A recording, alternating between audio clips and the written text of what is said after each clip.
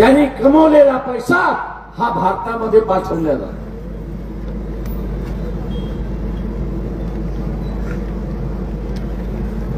खोमेनीची या युद्धामध्ये हत्या केल्यानंतर जे काय माहोल उभा राहतोय तो आपल्या लक्षात. एक एक मुस्लिम राष्ट्रामध्ये राजकर्ते अमेरिकेच्या बाजूने आहेत, पण जनता ही इराणच्या बाजूने आहे हे आपण सारं लक्षात.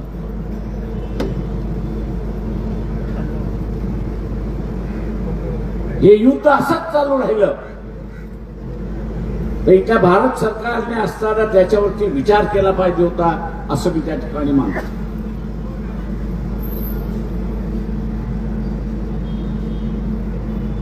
दोन कोटीच्या वरती भारतीय त्या आखाती देशामध्ये जसं अमेरिकेच्या सैन्याच्या विरोधात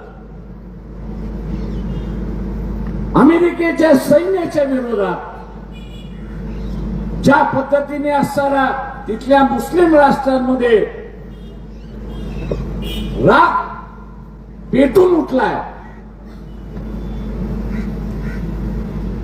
आणि कदाचित रस्त्यावरची सुद्धा लढाई त्या भागामध्ये आपल्याला बघायला मिळेल हे असताना लक्षात.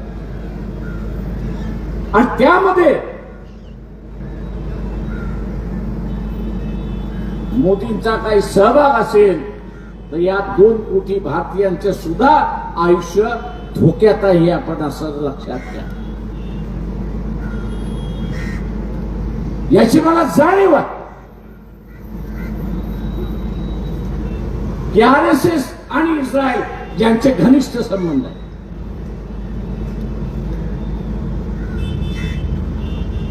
यांचे घनिष्ठ संबंध आहेत.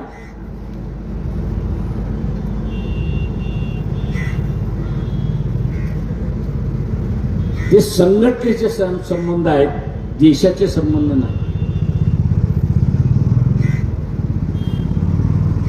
देशाचं नेहमी धोरण राहिलेलं आहे की आम्ही कोणाच्या भानगडीत पडणार नाही आणि अन्यायाच्या बाजूने आम्ही राहणार नाही.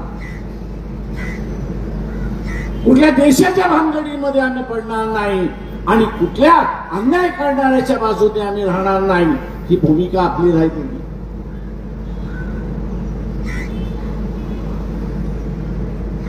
फिलिस्तीनच्या लोकांवरती ज्यावेळेस हल्ला झाला त्यावेळेस एक मुस्लिम संघटनांना घेऊन आपण असा मोर्चा काढला की शासनाने भूमिका घ्यावी. आजही आपल्याला त्या ठिकाणी दिसत नाही. जो करारनामा झालाय अमेरिकेबरोबर करारनामा जो झालेला आहे त्या करारनाम्यामधलं फक्त एक गोष्ट आपल्या समोर येते आणि ती म्हणजे शेतीच्या संदर्भातली. करारनामा फक्त असताना शेतीच्या संदर्भातला झालेला नाही तर त्याच्यामध्ये असं म्हटलेलं आहे, त्या करारनाम्याचा म्हटलेलं आहे अमेरिकेची जी चिंता असेल,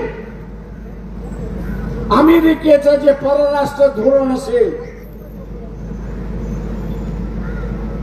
भारताला त्याच्याशी जुळून घ्यावं लागणार आहे.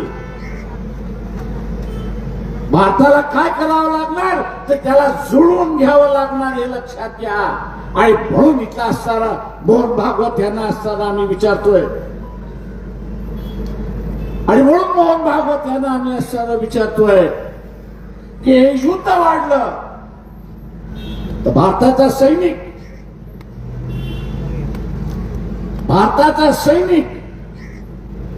आणि भारताचा असणारा एअरबेस हवाई अड्डे हे तुम्ही अमेरिकेसाठी खुले करणार आहात का?